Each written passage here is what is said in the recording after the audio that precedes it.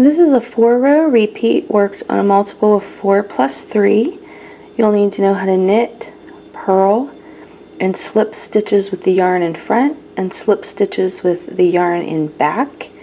You'll need 2 colors of yarn. For my sample, I'm using some worsted weight silk, and I'm going to be using US size 9 needles. These are Hiya Sharps. For my sample, I cast on with my color A, which is worked for rows 1 and 2. And then when I was ready to bind off, I repeated rows 1 and 2 of the pattern only, and then I did my bind off because that matches the bottom edge. But you could cast on with your color B and bind off with color B if you want, whatever look you prefer. It's up to you. I'm ready to cast on. I have color A here. So I'm just going to use long tail cast on. You can use whatever cast on you want.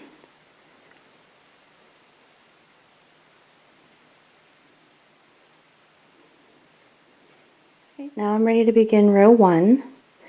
So for row 1, you're going to purl the first stitch, and then you're going to knit 1, purl 1 across the row.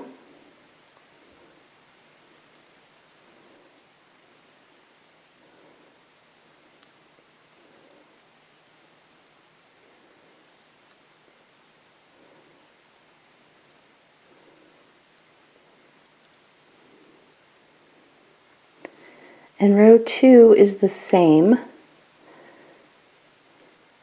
So you just purl your first stitch, and then knit 1, purl 1 across.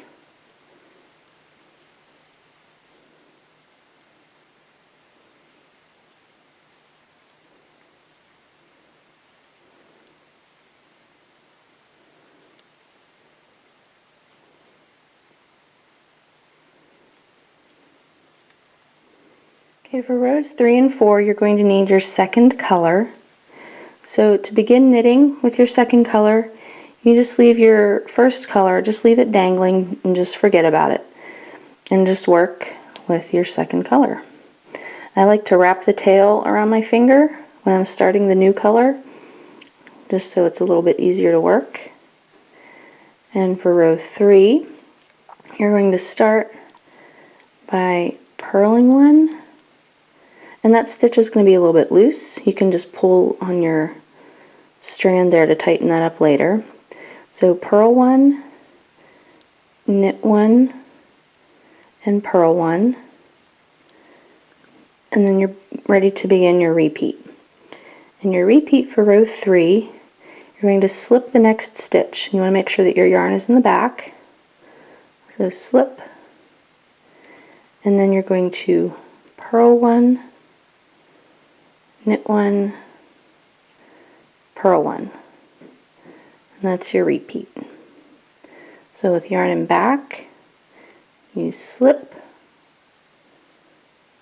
and then purl, knit, purl.